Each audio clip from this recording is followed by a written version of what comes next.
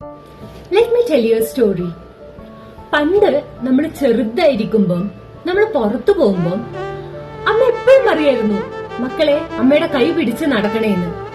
And she always hold our little finger. ഇന്ന് when we goes out with അമ്മ still says the same thing. അമ്മയുടെ കൈ പിടിച്ച് നടക്കണേന്ന്.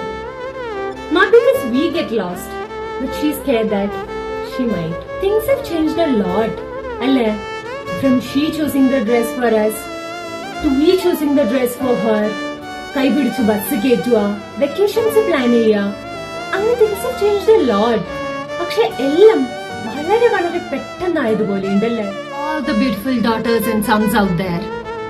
നിങ്ങളുടെ തിരക്കിനിടയില് കുറച്ച് ടൈം, വളരെ കുറച്ച് time try to spend with your parents. Because trust me, നമ്മൾ പണ്ട് അവരോട് പറഞ്ഞ റിക്വയർമെന്റ്സിന്റെ 1% മാത്രം അവർക്കിപ്പോ നമ്മളോട് പറയാനുണ്ടാകും. ഒരു ചെറിയ കോൾ, കുക്ക് ചെയ്യുമ്പോ ഒന്ന് ഹെൽപ്പ് ചെയ്യുക, ചെറിയ ചെറിയ ഗിഫ്റ്റ്സ് മേടിച്ചു കൊടുക്കുക, take them out for a dinner. You can really see the excitement in their eyes. ഇന്ന് എനിക്ക് ഫുഡ് വേണ്ട, ഞാൻ പുറത്തുനിന്ന് കഴിച്ചോളാം എന്ന് പറയുമ്പോൾ don't forget the leftovers was had by your mom. She never had her vacations. Instead, she chose what was your favorite. She never had her priorities.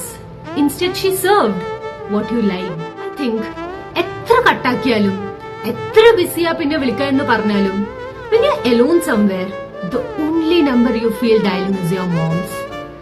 The only person in the whole world who welcomed you with all the struggles and pain. Let's not keep it a day, but try to celebrate every moment with your mom before it's too late. Happy Mother's Day to all the wonderful mothers.